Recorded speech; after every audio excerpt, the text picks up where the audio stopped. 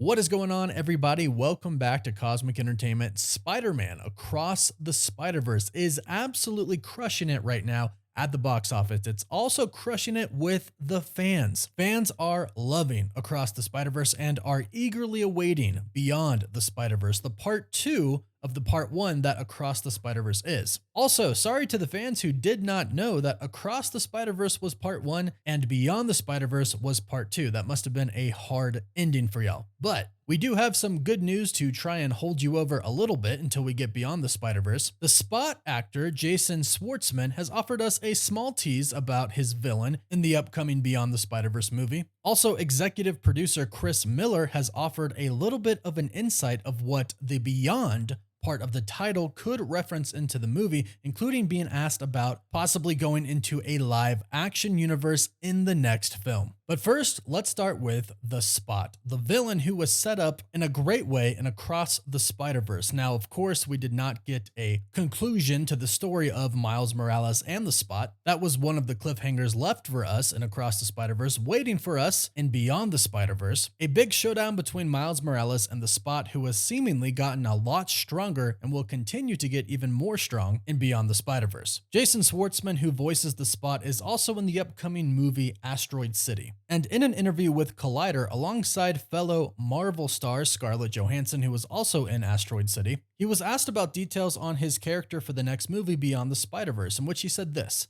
"There's not much I really can say, but I'm just excited about it. It was a great experience. I loved working with them. We started doing that before this movie." And Scarlett Johansson said, "You can't say one single thing. What single thing can you say?" And he said, "Well, I can say a few things. Bigger, badder, holier." In which Scarlett Johansson replied, "No." And he replied, "Yes." He ended the interview by stating, "The truth is this, it's really fun, because as you know, it's part 1 and 2. And so it's a really cool, rare opportunity to get to tell one big story and have the time to go into all these things and let the characters really develop. So I can't wait for it. I'm really excited." And that's one of the big positive things of having a part 1 and a part 2. No, we didn't get a conclusion with the Spot, but we did see that he was getting incredibly stronger than he was at the beginning of the film. And it looks like he's going to be getting even bigger, even badder, and even holier, according to Jason Schwartzman. Which is great, because hopefully that means that the other Spider-Man variants, the ones that are after Miles Morales right now, will eventually realize that the Spot is just a huge threat and have to team up with Miles Morales and the rest of the team, Gwen, Peter Parker, etc., and have to fight together to take down the Spot. Because when we last left him, it looked like he was pretty powerful, understanding how the multiverse kind of worked and being able to access it. So if he's getting even bigger and badder, Miles is definitely going to need help.